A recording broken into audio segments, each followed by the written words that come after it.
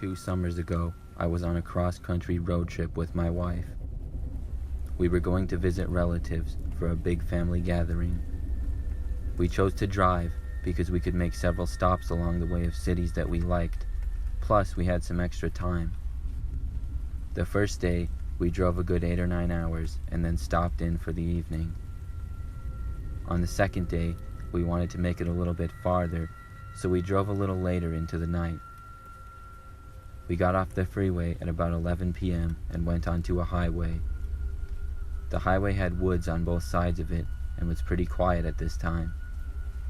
We only saw a couple of other cars on the road. About 10 minutes into being on that road, we saw what appeared to be a man standing in the middle of the road, waving his arms. I slammed on my brakes to slow down. When we got closer, we could see that it was an older-looking man who appeared to be in his 70s. He looked like he was in trouble, and we stopped the car. The old man came up to my driver's window, and I rolled it down just a crack. He seemed genuinely concerned. He said that his car ran out of gas a ways back off a side road, and he was walking to try to get back to his house.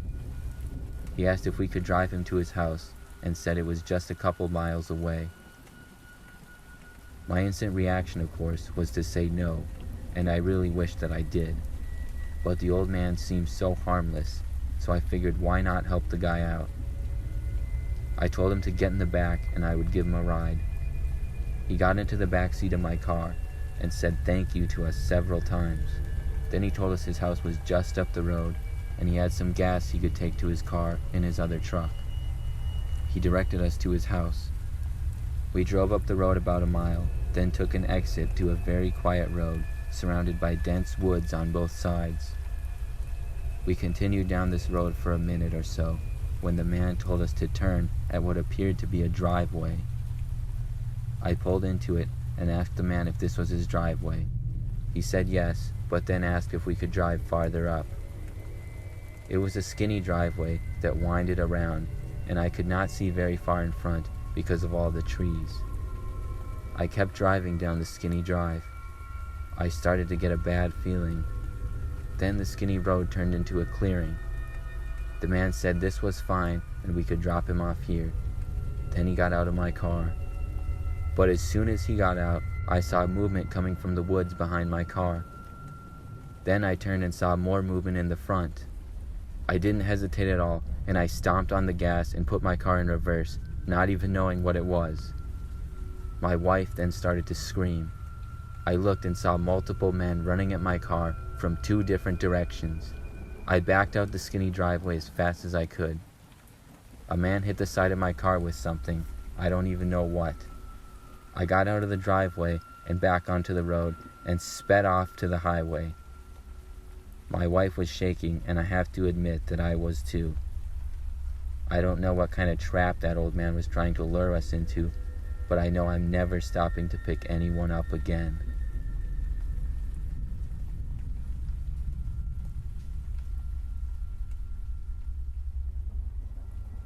I was taking a long road trip last year for work. I do a lot of traveling for my job, but I will spare you the details of work and get to my story. I left the city I was staying in at about 4 p.m., and I knew it would be a late night of driving, and I probably wouldn't arrive to my hotel until around 2 in the morning. I drove for hours and hours. The roads were pretty crowded when I started, and by the end of my drive, they were very quiet. It got to be around 1 in the morning, and I was about an hour and a half from my destination. The roads were very clear, so that was nice, and I was feeling pretty good. I was kind of in the middle of nowhere at this point, and as I drove along, I noticed a car come into my rearview mirror. It seemed to be going pretty fast.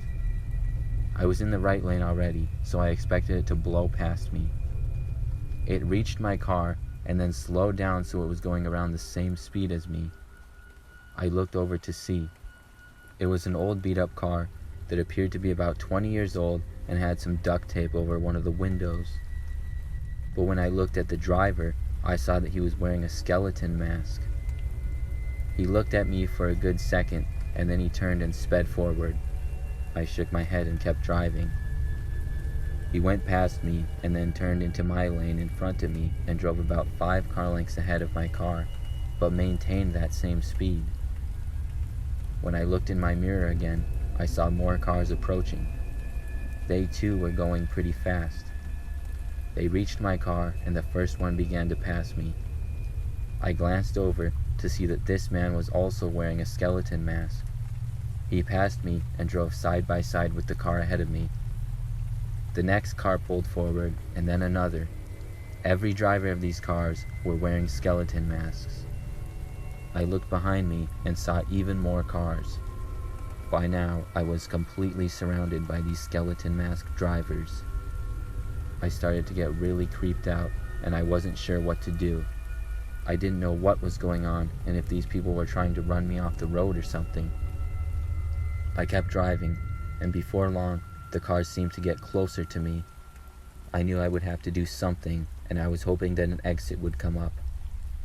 About a mile later, I was happy to see an exit finally come. I maintained my speed with the cars closing in on me, and at the last second, I swerved onto the exit ramp from the freeway. The 2 cars in front of me and the one next to me were unable to make the exit, so it was just me and a bunch of cars following me now. I took a right and frantically looked around of where I should drive. There was about 5 cars trailing me. I drove down the road and one of the cars behind me started to speed up to pass. We passed a restaurant and another business, but then I saw a gas station, and to my surprise, I happened to notice a police car parked at it. I quickly swerved over and entered the station and drove my car right next to the police and parked. A few of the cars pulled in and then drove through the gas station and left. I waited for the officer to return to his car from the convenience store, and when he did, I told him about my situation.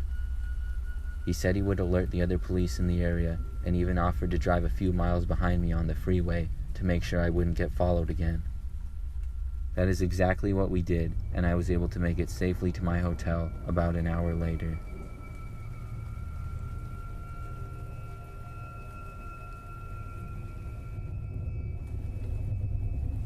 A few years ago, I was on a cross-country road trip because I was moving from one side of the country to the other. It was just me all by myself, and I enjoyed being able to live out of my car for a while. The only problem was that I had an old car that was on its last legs. I was planning to purchase a new car and get rid of the old one, but I decided to wait until after I moved because of all the hassle. The car would occasionally die, but for the first part of the trip, it did great. On the 3rd day, it was really hot, and after driving almost non-stop for about 10 hours, night came and I was driving on the highways. Then I felt my car starting to die. It was about 9 p.m. and the road I was on was very quiet. It was not a major freeway because I was taking what the map told me was a shortcut. Instead, it was a little highway surrounded by mainly woods. I did not want to be stranded here. My car slowed down and came to a stop on the side of the road. I shut it off and waited a few minutes before trying to start it again. When I did, nothing happened at all. Then I took out my phone to call for help. But unfortunately, I saw that I had no service. I wasn't sure what to do. I decided to walk out of my car and see if my service would work a little ways up the road. I walked about 20 feet up the road looking at my phone to see if I would receive any bars. Just then, I heard a noise come from the woods. I thought it was probably a deer, but when I looked, I didn't see a deer. Instead, I saw legs of a man. I couldn't see the rest of him from the trees. I didn't know why a man would be in the woods at this time. It made me uncomfortable, so I walked back to my car. I got in, shut the door, and locked it. I looked into the woods from my car, but I didn't see anything. I went back to my phone and decided to restart it to see if maybe that would get me some service. It was a long shot, but I needed to try what I could.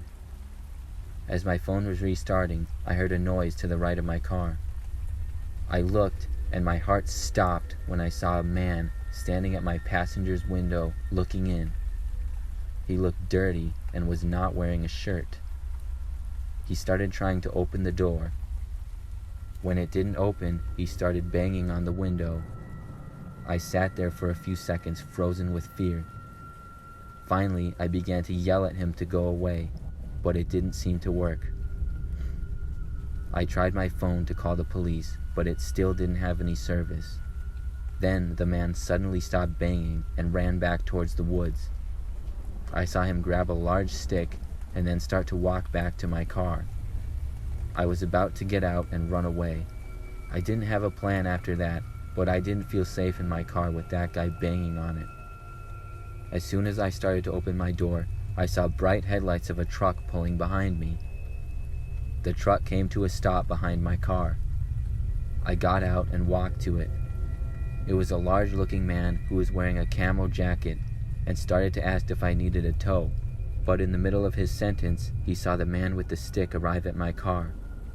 I told him the man seemed to be insane and was trying to get into my car. The man in the truck then reached under his seat and grabbed a gun and got out and yelled at the man. When the shirtless guy saw the gun, he dropped his stick and put his hands in the air. The man from the truck gave me his phone and told me to call the police. Luckily, he had service on his phone, and we waited until the police showed up. It was a crazy night that I will never forget. The old man got taken away and my car got towed. I stayed in a nearby town at a hotel that night, and after my car was fixed, I sold it as soon as I got to my new house.